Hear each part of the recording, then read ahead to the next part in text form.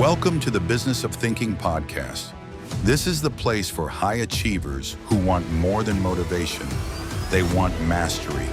Here we skip the surface level talk and go straight into the psychology of high performance. Hello and welcome to the Business of Thinking. My name's Reid and today I'm joined by Dr. Jon Finn. And Jon is an expert on science-based performance and resilience. He's also the founder of Tougher Minds. Jon, welcome to the show. Thank you, Richard. It's a pleasure to be here. Great to have you here. And some of those terms that I've just mentioned there, like resilience and performance, they're terms that are thrown around quite a lot, aren't they? Do you want to explain a little bit to the audience about what you mean by those terms? And then we can perhaps go from there. Yeah, so I've worked in the fields of resilience, performance, leadership, development, organizational performance for over 25 years now. And I've got 3 degrees in these areas, including a PhD. I started my journey in elite sport and moved into education and then into working with big corporates, mainly in the City of London, but also in America. Psychology as a discipline has largely been based on theoretical models that have ignored the main system that actually drives human behavior, what humans think and do. That is our brain, because literally up until about 25 years ago, we were not even able to look inside the human brain in real time.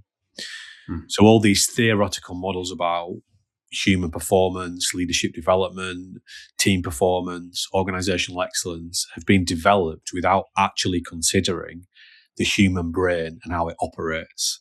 It's quite incredible, isn't it, when you think about it in that way? And the fact that it's driving every single thing that every individual and team does every single day. And the surprising truth about the brain is most of what it's doing most of the time is not conscious. It's mindless. It's subconscious. And that's because the brain, its number one operating rule is to conserve energy. And the most energy efficient way to think and do is to automate things. And the best unit of measurement for automation is habits. And habits are much more than what we read about in pop psychology. So in the sense of 60% of what we're doing is a habit, it isn't. Most of what we think and do is habit. It's automatic or semi-automatic. And if you look at people like Daniel Kahneman's work, Thinking Fast and Slow, Lakoff's work, they would show that, for every, say, 50 processes in the brain, and there are millions of processes running in our brain at any given second, for every 50, at least 49 are automatic or semi-automatic. Wow. So that gets us up to the understanding that at our best, we have 2% consciousness. Scary. And that means, at least 98% of what we're thinking and doing at any given moment is habit. But often it can be 100%, People say, I wasn't really thinking, I wasn't paying attention, because we're just running on autopilot. Yeah. And I was really lucky that when I did my master's, just over 25 years ago, we were starting to read these studies coming out of actually France. So I did my master's in sports psychology and then a PhD in performance psychology. But in my master's, we had these great teachers, great professors that were interested in neuroscience, and we were starting to read these studies that were coming out of France that were using functional MRI scanners to actually look inside human brains in real time. And France, for whatever reason, as a country, had invested in this technology. And we were starting to read about terms like neuroplasticity, the fact that brains are not fixed, they are malleable, they are changing. And that then gets us into the nature versus nurture argument, which is kind of a dead argument now because it's a nature plus nurture. So we have this raw genetic material that forms the basis of our physical being, and some of the foundations of how we think and how we respond. But actually what we've seen in the last 25 years is that actually what we practice and the environments we're exposed to are more influential on what we end up habitualizing than our genes, because we have this process called epigenetics. So we can change ourselves at the genetic level. So, that's starting to take us towards what is performance and resilience. But what you need to first understand is that if you've got a team, a business, or just for yourself, it's not run by people, it's run by brains. And brains are largely run by habits. So actually it's habits that are running your organization, not in the pop psychology sense, but everything that everyone is thinking and doing is a habit. And therefore, when you're thinking about a culture, you've got to set up the culture so that because what's the origin of the word culture? It's a Latin word and it's about agriculture, to cultivate the field. It's, think of a farmer getting the right conditions in the field to grow the right crop, so the crops can flourish. So as a leader, you've got to think about how do I create the right conditions in the team, in the organization, so that the right habits can flourish. Yeah. And essentially, the journey that I went on in my work was learning that the things I'd learned at university to help people to do better, to think better, were not very effective, because they were all based on the assumption that if you could get people to understand what they needed to do to be at their best, just start with a simple idea like walking 10,000 steps a day, getting the right amount of sleep, eating properly. If you get that nailed, then everything would take care of itself.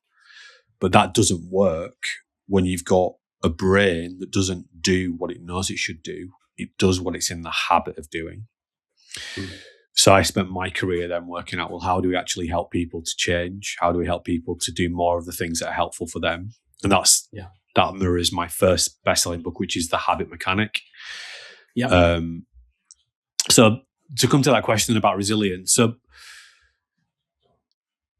we are all doing right now, we're thinking and doing what we've been practicing thinking and doing.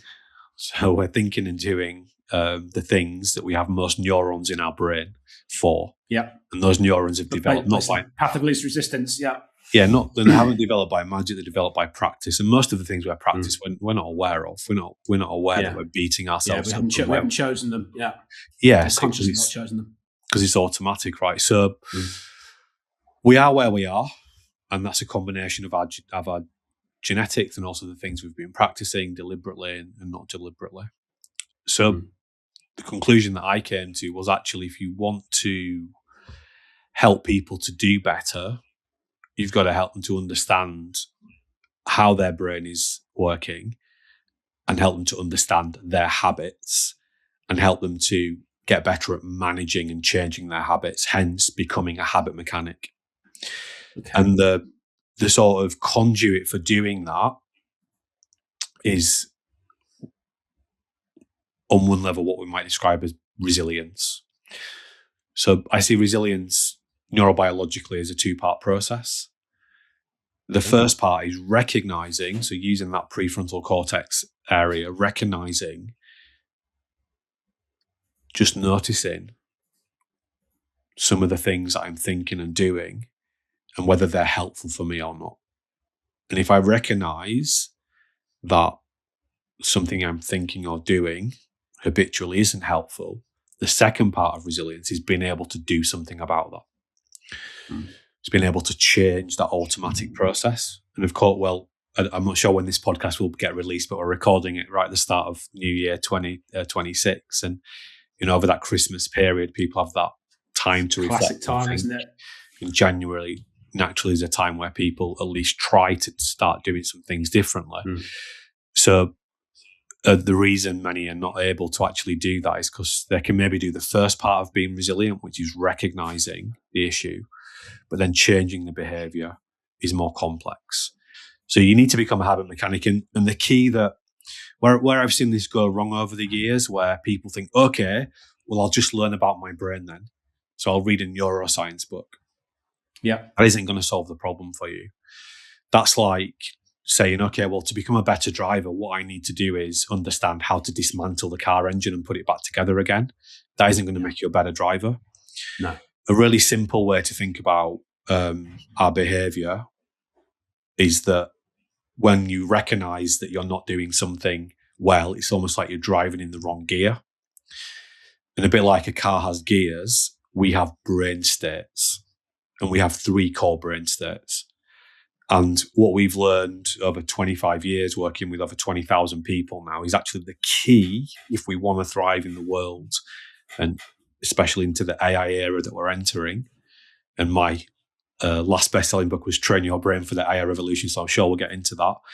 But the key is understanding those brain states and understanding which brain states you need to operate in every given task to execute it as well as you can.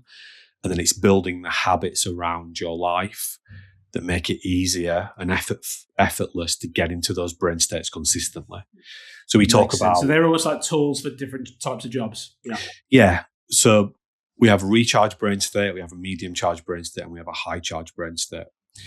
And right now what we've got is, for the first time ever in human history, we have a technology that can actually do the tasks that up until this point in history, or sort of the last 24 months, only human brains have been able to do. Yeah. Neural network AI is able to do complete tasks, and many of those tasks significantly faster and cheaper. But up until this point in history, only human brains have been able to complete. Yeah. So what businesses are really doing when they're bringing in AI technologies is, if they're doing it properly, and not many businesses are right now because they're not thinking it through these terms, but they have to think about, what are the tasks that are being executed in my business? What brain state does each of those tasks require? And if it's a medium charge brain state task, we're going to see increasingly, and we're seeing this already, is we're going to bring in agentic AI to automate those medium state tasks. And we're not going to have to pay humans money to do that anymore, because we can get agentic AI to do those tasks 100% or 99% cheaper and 10% faster. And if it's a mentally complex task where our humans are using their high charge brain states, we can use generative AI to co-work with our humans so we can execute those high charge brain state tasks faster.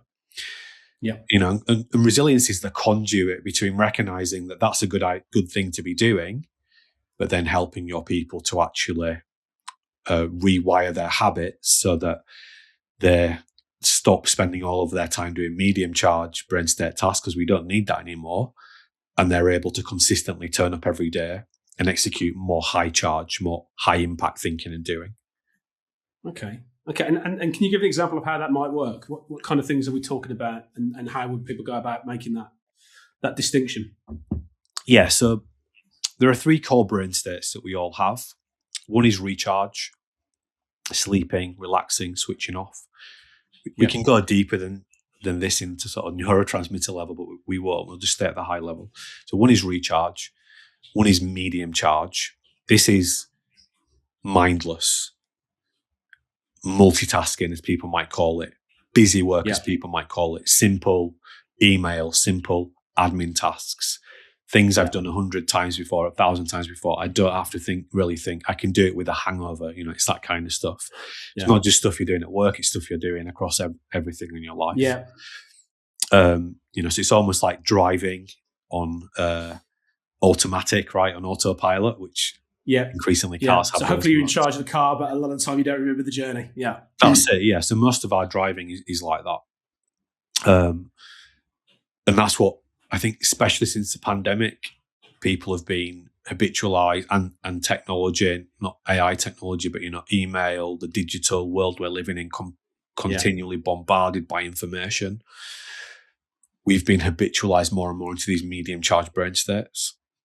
So if we just stick on that example, so the way that I booked onto this podcast with you, Richard, after you kindly invited me to come, we didn't go back and forth saying, could you do this time? I can't do that time. Can you do that time? You have a calendar where you say, these are all the slots I've got, and you can pick a slot that works for you, right? So it's not quite agentic AI, but it's an automatic process. Agentic AI is kind of an escalation of that. It might be that the agent is going back and forth, or just sending that initial email anyway, which, maybe it did. So what we're seeing already in businesses is that if you look at something like Salesforce, they've completely removed that. They've halved their human workforce. Wow. And they've significantly reduced the medium charge tasks that they're paying humans to do. And they've brought in what they call their agent force. That's their term for it. Yeah. That's just literally running those processes on autopilot. And these agents don't just work as sort of solopreneurs or individual employees. They work in teams as well. They work together. So they're able to do the tasks that humans have traditionally done in medium charge, but they're doing them significantly cheaper and significantly faster. So wherever there's this procedure that can be learned by a human, a step-by-step procedure, then you can train an agent to do it now. So these data centers that are being built, I just think of them, they're like big brains. They're like big medium charge brains. That's really what they are. And it means that, again, businesses can significantly slash costs. So what we've seen in the UK is that graduate recruitment has been reduced last year compared to the year before by 50%. Because most of what graduates do is procedural type of work. And they're having to learn it, so they're making mistakes, and they're quite kind of expensive. You can eliminate all of that and save money, And they became more expensive because the government put a bigger, they increased their wage and increased national insurance. So the government in the UK really just have encouraged businesses to accidentally to employ less humans and use more AI. And that's what's happened. The data plays out. So right now we're going through what economists are calling a jobless boom, where corporate profit, this is the first time this has ever happened in history. Corporate profits are increasing, but employment is reducing. Well, I was thinking that, what does this mean for the job market as a whole? It's exciting if you're the owner of a business, but I'm just thinking for the general population, it could be quite a scary thought. Yeah, it's real. Businesses are going to be employing less humans. But humans are still going to have to work, and there's lots of work that needs to be done. It just won't look like a job. Like humans have always worked. Before we had jobs, humans work, right? They work in the field, they look after their kids, all this kind of stuff. So there's still going to be work. But anyway, that's the medium charge piece. The high charge piece, and if it's like you're driving the car, but there's lots going on, you have to think, you have to make decisions. You're using all your experience to swerve that dangerous driver or do whatever you're trying to do. We actually talk. I don't want to bombard with metaphors, but actually we think of the AI world. It's like if you get good at using AI, it's like having a snowmobile. But you're going up the mountain in stormy conditions. You're having to think and make decisions. So you've got to be more agile, mentally agile. Yeah. So the AI is not so good at doing the high charge thinking by itself. Yeah. We can completely automate the procedural thinking. But what we need for the high charge, high impact thinking, and remember, just what I said then, we'll be getting some people thinking, oh no, I've got to change this, I can do that, I can do that. What is coming at us in the VUCA plus post-COVID plus AI revolution world is just more change than we've ever seen before. Yeah. Not only have we got tech disruption in the sense of we kind of forget, don't we? Just the fact that we're recording this on, in the same time zone, or just about, because you're in South Africa, I'm in the UK. We kind of forget how good this technology is. The fact that just we're doing it over a video conference. Yeah. So all this tech's kind of coming, and it's been disruptive. People are now working from home, etc. But now we've got a technology that can actually do faster and cheaper what we could have only ever got a human being to do before. So the opportunities that this is creating for businesses is seismic. We're starting to see 15-person businesses, businesses like Lovable, that are generating $200 million reoccurring revenue. And we're moving to a world where investment funds are betting that soon there will be the first 3-person unicorn. This is coming. So it's really sort of leveling the playing field in some respects, isn't it? So small businesses competing with bigger businesses. Massively. And all the big businesses saying, actually, the sort of recruitment numbers we were saying a few years ago, we're not going to get anywhere near that now. But yeah, so the challenge with high charge work is you go, okay, we'll do more high charge work. It's really difficult because you've got to get the recharge right. You've got to get your sleep right, your diet right, your exercise right, because they all feed into your brain working really well. Yeah. You've got to create a culture where people feel safe. You've got to recognize that high charge is a limited resource. So the work that we primarily do is we're helping businesses to get their people to use the AI they've invested in, and especially the generative AI tools like ChatGPT, Claude. But big businesses have created their own. They've spent hundreds of millions creating their own versions of these types of products. We're helping them to actually help their people to co-work with that technology, which is really about, again, brain states. So it all comes back to brain states. Brain states is the key. To get good at managing your brain states, you need to become a habit mechanic. And really to master becoming a habit mechanic, you need to become what we call a certified habit mechanic coach, even if you just want it for personal mastery. So we train people to become habit mechanic coaches, and we also help businesses to create what we call brain state intelligent cultures by training their people up to really understand their own brains, their brain states, and how they can better get utility out of the AI that's been invested in the businesses. Okay, so sounds fantastic. And I guess as you go into these organisations and introduce them to these ideas, it creates a common language around these ideas as well, doesn't it? Which I guess hopefully helps to cement those ideas and help them to prosper. Yeah, and it speaks to your point, Richard, which, what is resilience? Because everyone uses that word, but it typically means something different. And it's not just resilience, it's the same with confidence or motivation and performance, or leadership or performance, right? And that's the excellence, challenge. That's the challenge with academia. I was an academic. That was the start of my career. I was a researcher for a while and a lecturer for a while. And you've got all these different groups of academics spread throughout the world who are studying these kind of black box ideas, meaning that they're talking about things like confidence or motivation or performance without looking at the driver of all those things, which is the human brain. And they've got all this different language, and it's so confusing. So that's why I made sure that right from the start of my career, I was centering everything on brain function. So the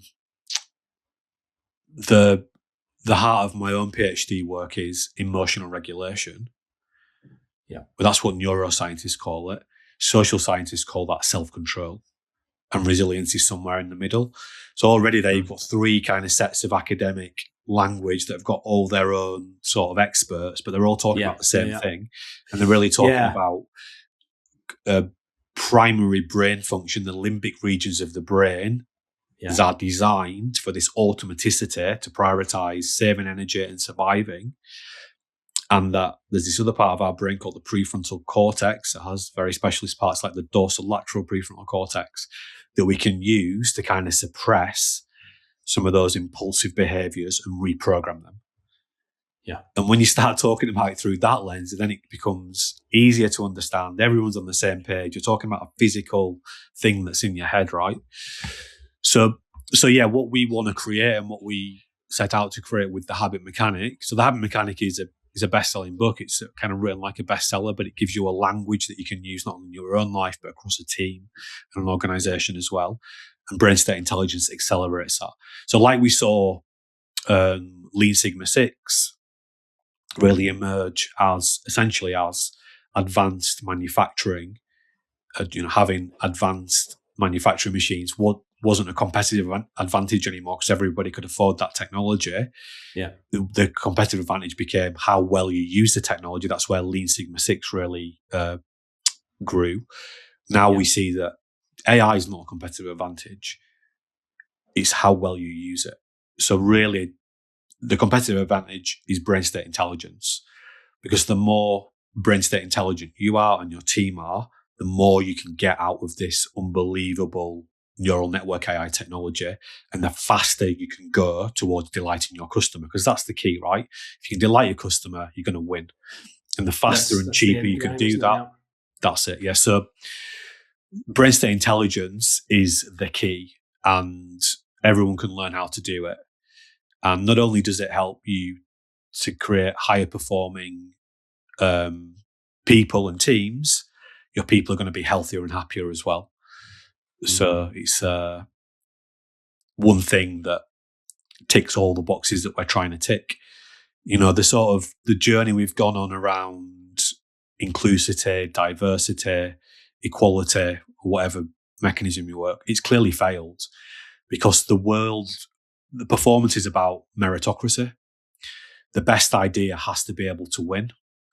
We can't positively discriminate against the best ideas and the best people. Yeah. And AI is not going to hold any prisoners. It's not going to give you a break if you've got ADHD or an attentional issue or an emotional issue. But what we can do, and what we've seen over 25 years now, working with over 20,000 people, if you actually teach people how their brain works, you get them to understand their brain states and show them how to become habit mechanics and create a culture that makes it easier for them to do that, people just go like this. So for me, neural network AI is really exciting, because I cut my teeth in professional sport, and I was in that sort of first wave of sports scientists going into professional sports teams. And we've seen now, if you look at the Premier League, for example, football in England, the physical performance of our footballers is night and day. So I think of Paul Gascoigne versus Cristiano Ronaldo. But if you just look at the data now, in the Premier League now, like Gaza wouldn't be able to play. In the Premier League, you have to be an elite athlete first and foremost, because sports science has driven the physical performance level so high. Yeah. And what's going to be happening in the world of work is, to be valuable, you're going to have to become what I call an elite cognitive performer. You're going to have to be able to turn up every day and do what the AI can't, and co-work with the AI really well. And I think that kind of workplace is going to be on us faster than we think it will be. This time last year, so I decided to write Train Your Brain for the AI Revolution just over 12 months ago. Yeah. And so I've been in the public domain talking about brains and AI for about 12 months. This time last year, they were projecting that in the next 5 years, so up to 2030, about 5 trillion would be invested in AI. We're not far already of hitting that marker. It's accelerated so much, hasn't it, in just a very short space of time. And I guess for a lot of organisations, it's quite a lot of catch up to do in what's potentially a very short period of time, isn't it? Yeah, because it's moving so quickly. And I think, well, it's very clear the businesses that are dominating this race, bar NVIDIA, the chip manufacturer, are all the businesses that won the .com race. They're all internet-based winners, from Meta to Amazon to Microsoft. So they got such a big competitive advantage from that last sort of huge growth in business value, that they're the ones who are primed to get the competitive advantage from this period. And I think we're going to see some pretty big businesses that will just go under. Wow. Things that we've never seen before. Because again, you just think of it, and it's just its basic term. We now have a technology that can do, just like the Industrial Revolution, we had a technology that could physically do what up until that point only humans had been able to do. Now we have a technology that can psychologically do, mentally do, cognitively do, up until this point in history, what only humans have been able to do. And, the fact that you can see Salesforce and some other leading companies not just talking about this, they're deploying the technology, they're developing it, and they're getting massive competitive advantage in the market. Yeah. So really interesting times, and not in the too distant future if it's not already happening already. Yeah, it's here. So the key is, and it's not about every tool. It's about first and foremost understanding your brain. And that's why I wrote Train Your Brain for the AI Revolution, just to really simplify this for people. Because if you don't understand your brain and your people don't understand their brain states, and they don't understand which brain states they need to use to execute which tasks that need to be completed in the business, buying AI is going to be a futile exercise, just be a waste of money. The first thing you need to work out is what are all the tasks that we need to get done in the business, which are high charge, which are medium charge, and therefore where can we bring in agentic? Where do we need to better help our people to do the high charge stuff more consistently? Where can we bring in generative to supercharge the AI, the high charge work? Yeah, and I think that's a really important distinction, isn't it? A lot of organisations that I've come into contact with, they understand that AI is here and it's only going to get stronger, but they're not necessarily making that connection between the human aspect and AI and the potential overlap that makes those companies lose a competitive advantage. Yeah, it's just become another thing to do, hasn't it? Another piece of overwhelm, really. Just a tick box exercise for some organisations. Yeah, we're doing it. Yeah, we bought everyone Copilot. Yeah. That is not going to cut it. I heard a colleague forwarded me just a really interesting, because we kind of, the reason I got hooked into AI was I was in the London Science Museum in the summer of 2023, and I picked up a book called Genius Makers by Cade Metz, who's a New York Times journalist, one of these best-selling books. It just come out.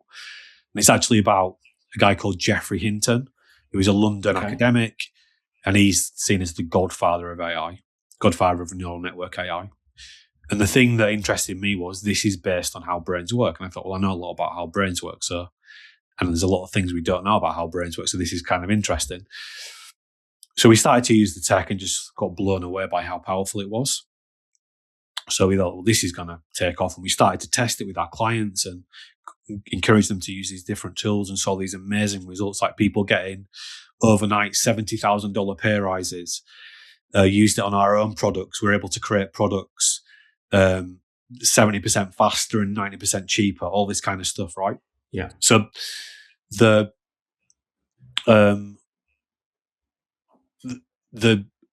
I've lost what the point we were talking about there. What were we talking about?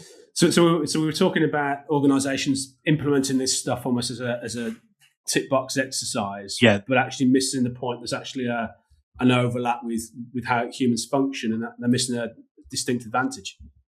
Yeah. So the power of this technology can only be understood if you understand brains and if you understand brain states. So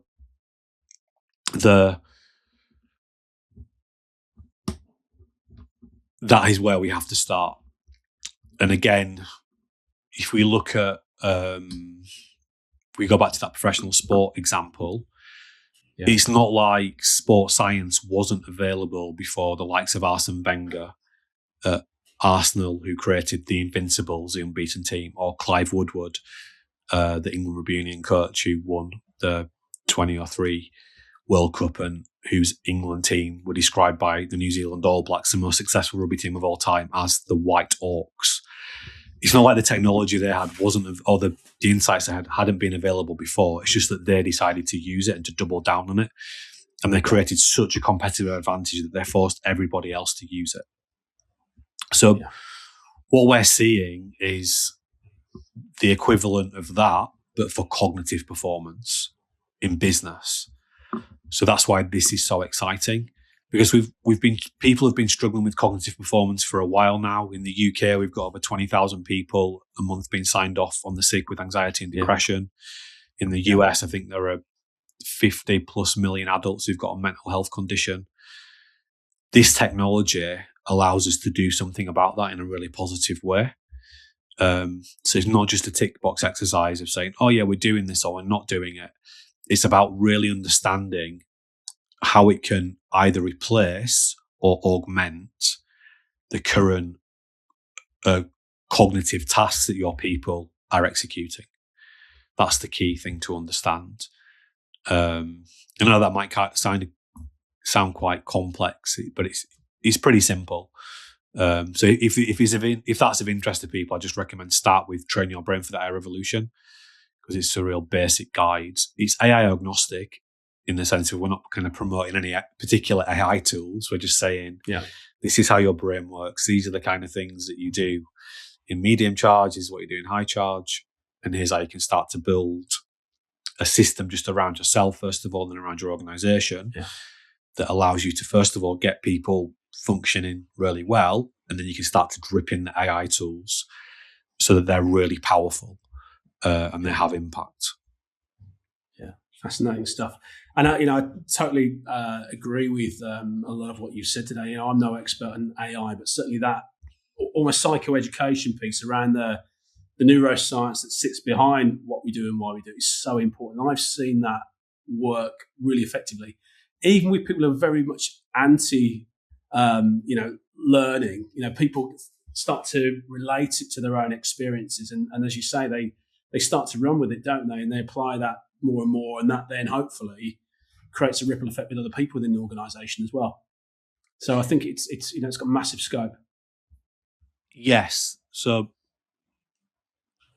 we're kind of being forced to learn about how we really work. No woo-woo, no black box theories, no theory cooked up by someone, mother and daughter, over the kitchen table in the 1902, which is what the Myers-Briggs is. We've been forced to really think about our brain, how it works, how we can get it working better, and how we can actually achieve our goals, not just our performance goals, but also our health and our happiness goals. So for me, if we get it right, it will be a force for good, but getting it right is going to be dependent on humans being proactive and first of all, understanding themselves, and then being very thoughtful in how they start to embed these technologies to work with their people, because we still need humans, and we're moving towards teams of humans. Sorry, we're in a transition from teams of humans to smaller teams of humans working with AI. So we need brain state intelligent humans who are going to be working with AI. And that's going to be the biggest competitive advantage that you could ever have, not just in terms of how much money you make, but how healthy and happy your people are.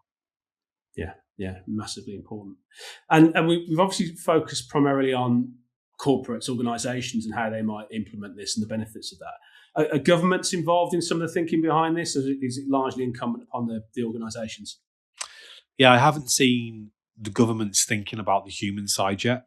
They seem very focused on the tech side. But that's the problem, isn't it? Is that technology is so disruptive. Governments can't keep up, frankly. Governments are struggling to change quite minor things in society. So I think this is going to be driven by corporates.